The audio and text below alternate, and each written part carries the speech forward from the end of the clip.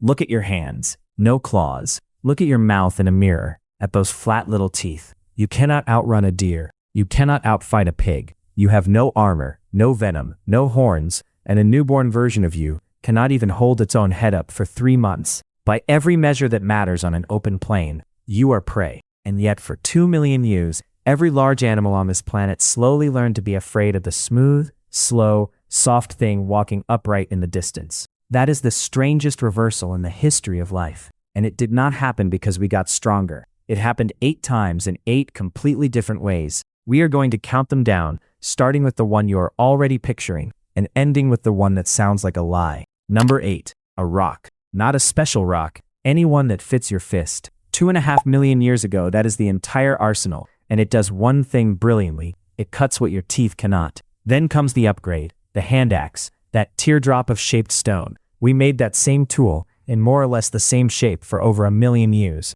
Think about that. The design outlasted our own species' entire existence, twice over. But here's the honest part, and it's the first thing the movies get wrong. At this stage you are mostly not hunting. You are arriving second. Something else made the kill, ate the good parts, and left. You come in afterwards for the thing nobody else can reach, the marrow inside the bones, which you get to because you own a rock and a lion does not. Your first great advantage over a lion was not courage, it was a can opener. But there's a second thing that fist-sized rock does, and it's the one nobody mentions. You can throw it properly. Go and watch a chimpanzee throw something, and you will see an animal flinging an object with real strength and almost no accuracy. Your shoulder is built differently. It stores elastic energy like a catapult and releases it in a sequence, and the result is that a human child can outthrow an adult ape by a distance that is frankly embarrassing. Nothing else on the planet throws like we do. So even in the very first chapter of this story, before a single tool is invented, there is already a hint of what our species is going to be about. Not gripping, not biting, releasing something at speed, and watching it land somewhere we are not. Number 7. The first meter of distance. 300,000 years ago, in a place called Schöningen, in Germany, somebody left a set of wooden spears in a lakeshore. When archaeologists lifted them out, they found the oldest complete hunting weapons on Earth. And they were not sticks. They were carved with the weight forward, balanced like modern competition javelins, by someone who understood how a thrown object flies. And they were lying in the middle of the butchered bones of dozens of horses. Read that again. Dozens. This is not one desperate person poking at an animal. This is a group with a plan, a killing ground, and enough spears to do it repeatedly. Your reach just went from the length of your arm to 20 meters, and for the first time in the history of life on this planet, you can win a fight you are not standing inside. And we know what the alternative used to cost, because it is written on the bones. When researchers compared the pattern of healed injuries on Neanderthal skeletons to modern populations, the closest match they found was not soldiers,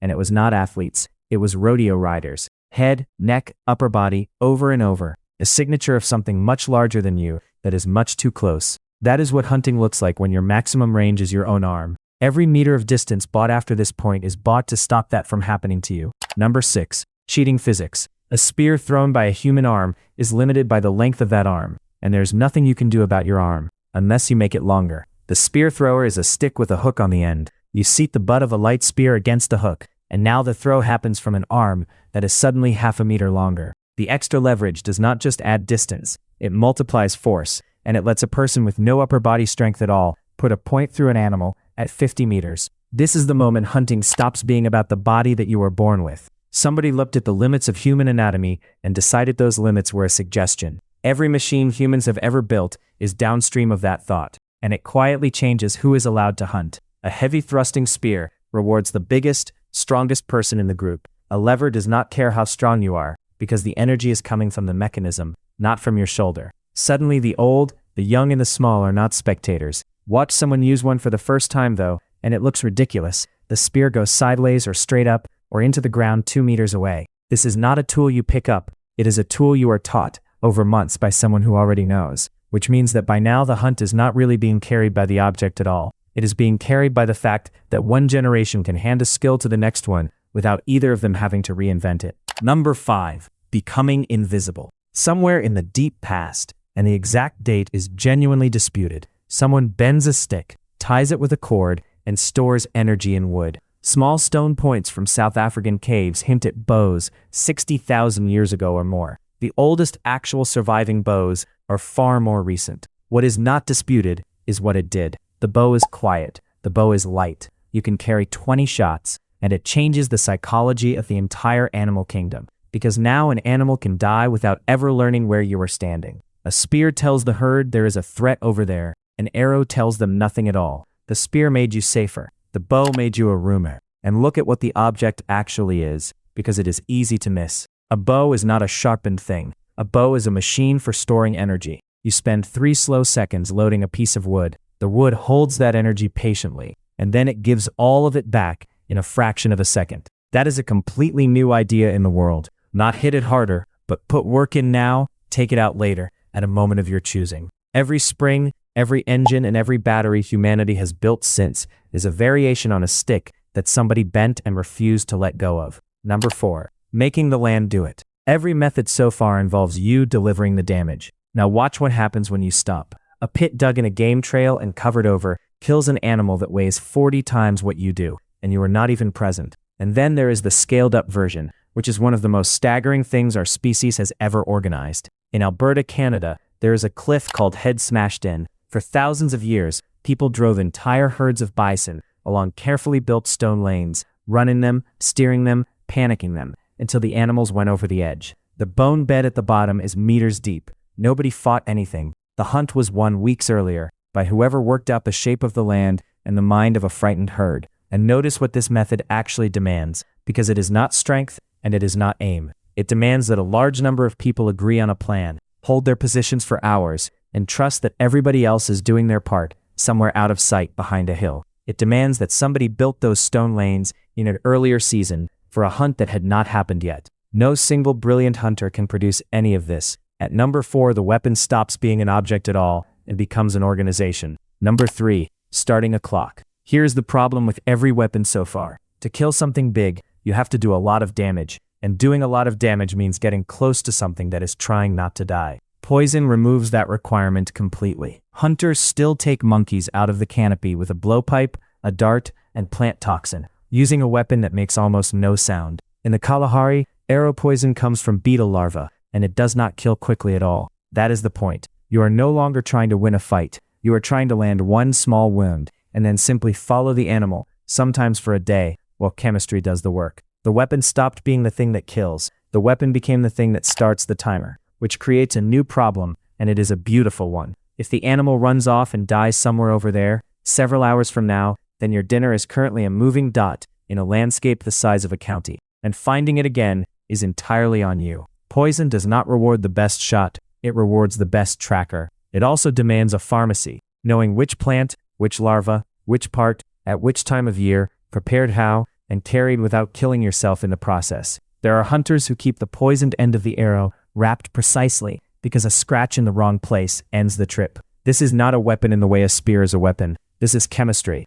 memorized and passed down by people with no writing. Number 2, rewriting the map. Fire is the tool we always file under warmth and cooking, and we miss the biggest thing it did. A person with fire can decide where animals are allowed to be. Burn a patch of old dry scrub, and within a season you get fresh green growth, and grazing animals walk to it because they cannot help it. You have not hunted anything. You have built a restaurant and waited. Fire also drives. A line of flame and noise moves a herd exactly where you want it, usually towards a narrow place, or a marsh, or a cliff. At this point, a human being is not competing with predators anymore. A lion reacts to the landscape. You edit it, and the edit lasts. A burned patch is still producing better grazing the following year, and the year after that, which means the person who lit it was not solving today's hunger. They were arranging where the animals would be standing in a season they might not live to see. Somewhere in here, a hunter has quietly turned into a farmer without anybody noticing, and thousands of years before anyone plants a seed on purpose.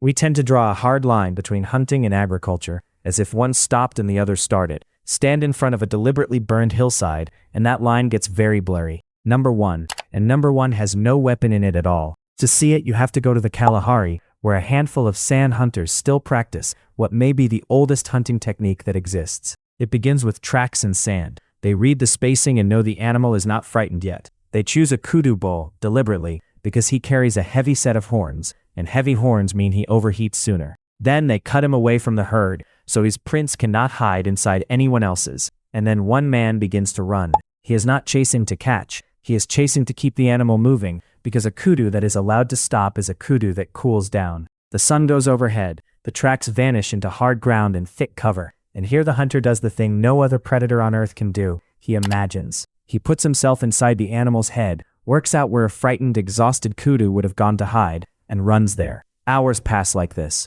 Attenborough filmed one of these hunts, and the chase ran for 8 hours, and the hunters described the middle of it as something close to a trance. That is not mysticism. It is what the job requires. For 8 hours you are holding a continuous model of an animal you mostly cannot see. How tired it is, how frightened it is, whether it is still thinking clearly, which way it will break when the ground changes. You are not following it. You are predicting it, and correcting the prediction every few minutes from the shape of a hoofprint in sand. Every other predator on this planet hunts what is in front of it. This is the only one that humps a picture in its own head, and then goes and checks whether the world agrees. When the tracks disappear entirely, the hunter does not search. He stops. He thinks about what he would do if he were exhausted and terrified and looking for shade, and then he runs to the place his imagination produced. Sometimes he is wrong, and loses an hour. Often he is right. Nothing else alive does this, and it works because of 3 deeply unglamorous facts about your body. 1. On 2 legs over long distances, you are more efficient than almost anything on 4.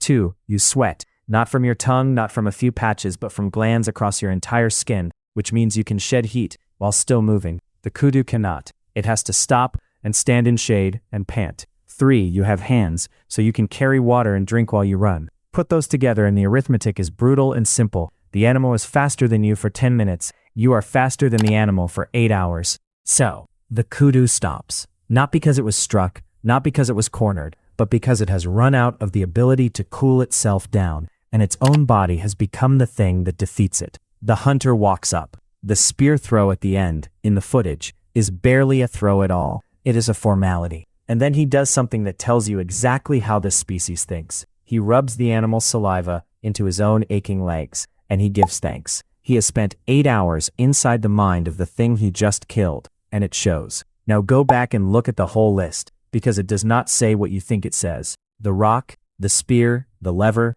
the bow, the pit, the poison, the fire, every single one of those is an object. And every single one of them is an answer to the same question. How do I hurt something without being near it? But number 1 has no object in it. Number 1 is just a body, some water, and a mind that can hold a picture of an animal it cannot currently see. The list is not a list of weapons getting better. It is a list of ways to avoid a fight. And the oldest method on it, the one at the very top, is the one that needed no equipment at all. Which means the strangest thing about the human hunting record is that we never actually became strong. We are exactly as soft as we were. No claws grew in. What happened is that a slow, hairless, badly armed animal turned out to be extraordinarily good at 3 things: waiting, imagining, and not stopping. You still have all 3. The sweat that runs down your back on a hot day is a cooling system built for a chase you will never run. The hands you used to open a bottle are the hands that carried water across the Kalahari. And that stubborn, irritating voice in your head that refuses to let a problem go, the one that keeps working on it long after it stopped being reasonable, that is not a personality flaw. That is the weapon.